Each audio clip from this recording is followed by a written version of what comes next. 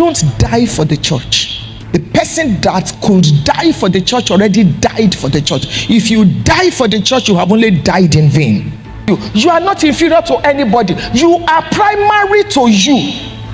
I'm taking you somewhere. You are primary to you. If you understand that, you will not marry an unbeliever as a believer. Don't sacrifice your life on the altar of marriage. It is not marriage that completes anybody. If you are an incomplete human being, you will meet and marry an incomplete human being, and you will have an incomplete marriage. Better live your life as a single person till the Lord Jesus comes than miss it in marriage. Marriage determines a lot. There are two major things you must give to your wife as a married man: space and place. I was watching your man of God when he was brought up to declare this conference open, and he made his wife stand beside him. Now listen, beloved, the literate of the 21st century are not the people that cannot read or write. They are the people that cannot unlearn and relearn. So stop saying that behind every successful man is a woman. That is a lie from the pit of hell. It is not scriptural. When God was going to create the woman, he didn't take the bone from behind. He didn't take the bone from the head. He took the bone from the side. I feel it was the left ventricle. So it is beside every successful man, there is a woman. Behind a successful man is a stupid woman. What are you doing behind? What are you doing behind? Stand beside the man, fan him to flame, encourage his heart, and the man should do the same for the woman. You brought me here to speak on marriage, so let's hit the ground running.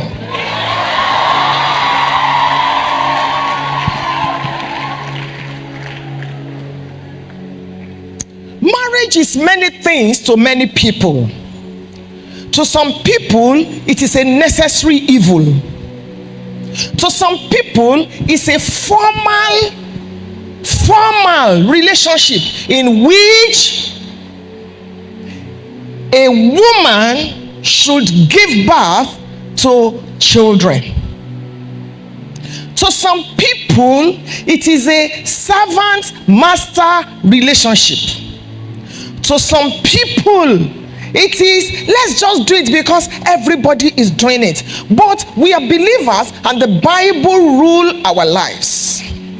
Marriage is neither African nor Western. Marriage is biblical. Marriage is a gift of God and a gift from God to humanity. In the African culture, the core African culture, there is nothing called marriage. A woman is only sin. That is Eve, and where she sinned and never had.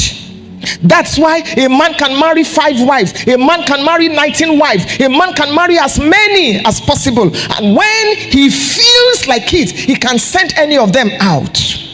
And I'm so sorry to say, it's pathetic that even though some men are born again, tongue talking, heaven bound, but they still need deliverance from that aspect of the African culture and mentality where the woman is nothing.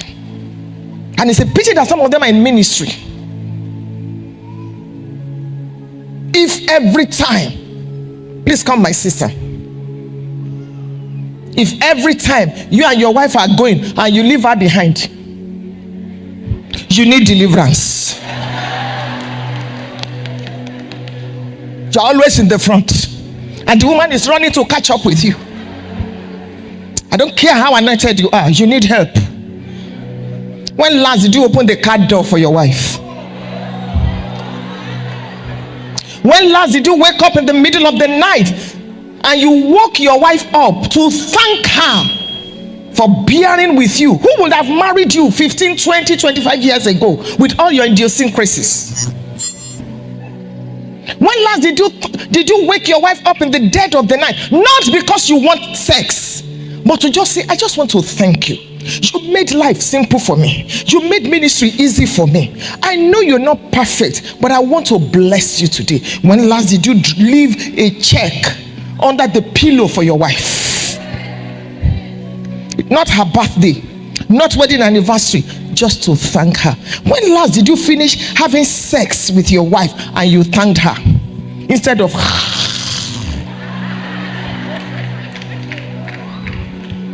Can I be real? I'm going to quote the scriptures, but I'm not here to stand by pastors that don't know how to handle their wives. All they know is the book of Hebrews to the book of Zephaniah. Let's be real. You want to be successful in ministry, maybe you need to add this. A lot of pastors' wives are in pain because pastors can be polygamists. You are married to the church that Jesus gave you, and you're married to your wife. I remember reading about Yonggi Cho, one of his books. He said one day the Lord said to him, I'm going to take my bride from you because you don't know how to take care of your bride. When you look at the Bible, marriage was founded, quote and unquote, in the book of Genesis. The church was born in the book of Exodus, in the Old Testament. In the New Testament, the church was born when Jesus' body was pierced. But in the Old Testament, marriage preceded the church. Please listen to me. Few minutes that I have to spend with you today. I have prayed and I trust God that it will be about destiny. This is the order according to God's counsel. God first, you next, your family life before the church or the business. Because pastor, you will not sleep on the altar, all things being equal. If you don't take care of your home, there are pastors' children that don't want to serve their God. Because we do not know how to set these priorities in place. And can I shock you, like my husband will say, don't die for the church. The person that could die for the church already died for the church. If you die for the church, you have only died in vain. And there is nobody that cannot leave your ministry. Don't be deceived. You are not El Shaddai, else you shall die. Sir, we'll be with you forever. We are here to stay. Lie. Tomorrow they will come and tell you they just gained admission to Australia. They are leaving. The only person that cannot leave you is your spouse. Even your children will leave. Don't go get married. Recently I was walking through our house and I said, why did we even build this big house? What were we thinking about Jesus? These children, they are gone. Canada, America, this one, where are they? That's the truth. And I'm going to show you an illustration. Whether you are a pastor, whether you are married or not, I'm talking to you today. Please plan for the evening of your life so that you will not be lonely. And as pastors, we need to think, because sometimes it can be a thankless job. You kill yourself, you labor, you study. You think it's easy to preach for 1 hour. Did you see how many times your GO wiped his face when he was preaching? Just to bless you. Those things, he already knows them. If he doesn't tell us, he's fine. He's doing. We see God in his life. But just to bless us. Did you see the way he was sweating? Scientists have discovered that what he just did for 1 hour is like you are carrying cement and loading it in a trailer. That's why it is evil for you to dishonor your pastor. It is unkind. Daddy, where are you? I'm at the hospital. My daughter is dying. Daddy wanted to sleep with mommy. Generator just packs up. Him, he's running to go and meet you there. You know what I mean by generator?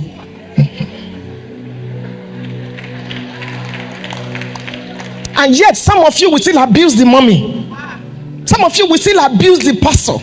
Some of you will still talk against their children, laboring with their lives. And you'll be abusing them with your fingers or with your mouth. It's evil. It's unfair.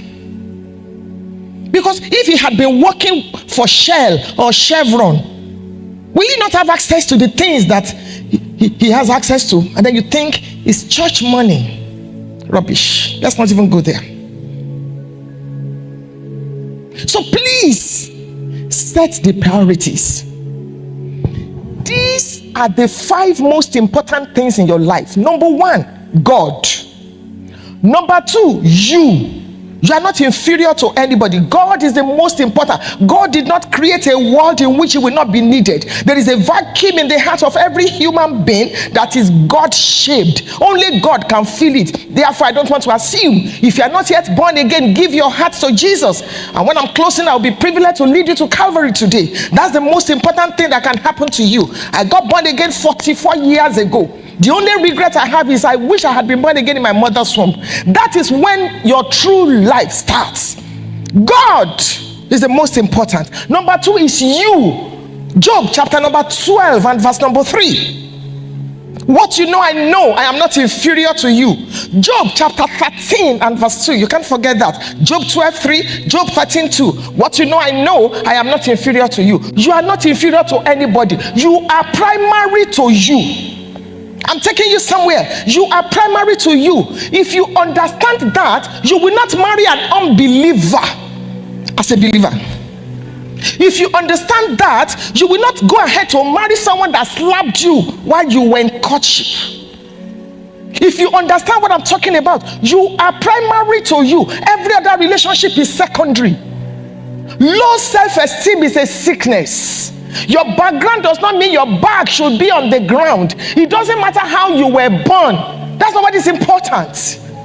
Not at all. As the head girl in my secondary school, for 2 weeks I would not be able to go to school because of less than $1. Look at it today. I don't even know how many children I'm sponsoring in school. So the point is, when you meet with the Lord Jesus Christ, he turns the ladder around. Don't sacrifice your life on the altar of marriage. It is not marriage that completes anybody. Hear me very well, and it is not heresy. If you are an incomplete human being, you will meet and marry an incomplete human being, and you will have an incomplete marriage. What is important, more important in marriage, is for you to be the right person. Water will always find its level. Don't let any man sleep with you before he marries you. If any man tells you, until I sleep with you, I cannot marry you, he's a bicycle. Wait for your Bentley. I don't care what goes on in the world. When we're newly born again, if the strap of your bra shows, you'll be feeling bad. These days you see cleavages, you see skirts, you see, this is not how they raised us. And we need to start changing the trajectory of Christianity. I like the word switch. Let's begin to be decent in our dressing. I'm not giving any excuse for rape. You cannot say you raped me because you saw my cleavage. That's nonsense. You will end up in jail. But I'm talking about integrity, dignity, decency. Nature teaches decency. That's what the book of Corinthians tells us. You are important. It doesn't matter who has said what about you. You are very important. Don't hand over the driver's seat of your life to anybody. Don't use sex as a trap, thinking a man will marry you if you sleep with him. There is no man that does not want to be a hunter. If you give it to him on a platter of gold, he will abuse you. Men were created to hunt. Men want to look forward to something. But you go to his house, you must cook, you must wash, because you want him to marry you, and you think you are 34. God comes late when he wants to come big. And everything I'm sharing with you as singles, I will share with singles, and then I will move to married, and then I take my leave. It's based on Genesis chapter 24. We see the prototype of how you should select your marriage partner. So I said 5 things are important. God is the most important. You are next. Then your family relationship. That's the center of gravity. Better don't marry. than marry wrongly. I know what I'm talking about. Better live your life as a single person till the Lord Jesus comes than miss it in marriage. Marriage determines a lot. Forget it. There is no way your GO will have succeeded if he has issues with his marriage. It is the reality. That's how it runs. Better stay single than marry the wrong person. So your family is important. Number 4 is your career. Your career. And number 5, relationships. Each of these is a seminar topic, but I'm not going into them today. I'm sticking to marriage. In Genesis chapter 24, we see the prototype. So number 1, those of you that are single and you are not yet married, please hear me very well. Marry from your tribe. When I say tribe, I'm not talking about Yoruba or Hausa or Igbo. No. If you are born again, 2 Corinthians chapter 6 verse 14. If you are born again, the problem of marriage is half solved. Marry from your tribe. Genesis 24, Abraham said to the servants, go back and get a wife for my son. The man said, if the woman will not, he said, then you are free. But that's where. Go. Do not marry someone that has nobody you can report him or her to. Don't marry anybody that tells you, I don't fear nobody. It's a danger on 2 legs. Don't think we are stupid when we honor people. When I see Mommy Adeboye and I kneel down, or you see Baba Yedepo prostrating for his mentors, don't think we are stupid. That is your brake system. Any car that does not have a brake system is prone to accidents. Luke chapter number 1, beginning from verse number 26. As soon as Mary understood what she was carrying, she did 6 major things. She went uphill to Judah, entered Zachariah's house, and saluted Elizabeth. Elizabeth, a mentor, a matriarch who was equally pregnant. Let me just pause to say this. There are 3 kinds of people you must run away from. Number 1, expired mentors. Saul wanted to kill David. Let's not go into that. Number 2, competitive or jealous colleagues. Number 3, parasitic proteges. All they do is name dropping. Expired mentors. They are not comfortable with your rising. You preach a message, they cannot even thank God for you. Mary went to Elizabeth. Everybody needs an Elizabeth. Who is an Elizabeth? Someone that is equally pregnant. Someone that understands ministry, like, Daddy Gio was talking about a few minutes ago. Someone that understands ministry, that understands the terrain. One of the reasons we could listen to him and be blessed is because we know that he understands what he's saying. We are in this. So when he gives an example, we know what he was talking about. You need a mentor. I'm not talking of somebody's picture that you will put on your screen in your house. Kenetegi is my mentor that you don't even have access to.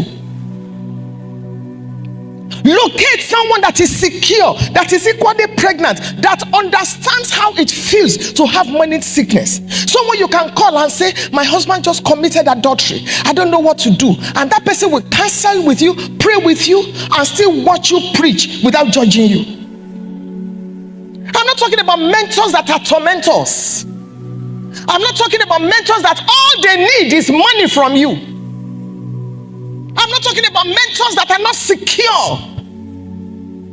Proverbs chapter 4 and verse number 18. The Message translation says, the longer you live, the brighter you will shine. That's the word of the Lord.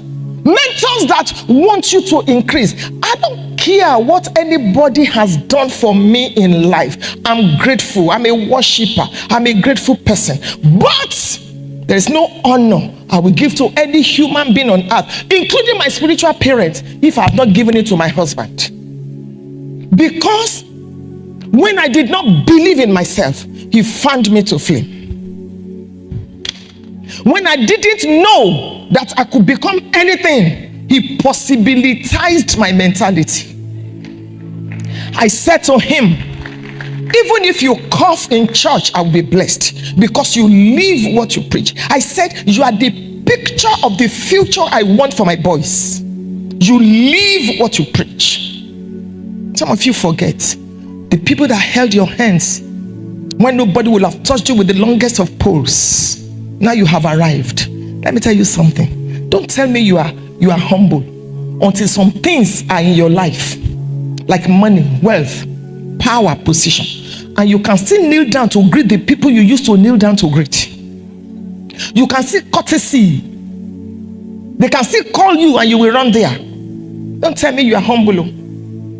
Say this, there's a man in our church, he's very humble even though he's poor. What else will he be?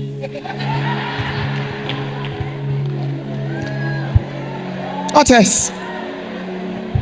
When a person like Dr. Lemo shows humility, you know what I'm talking about. When a person like the GO, you know what I'm talking about. Don't tell me I'm a very humble person. Let's see first, so get to the position first. Have access to power and money and wealth. And let's see if we can still call you to order.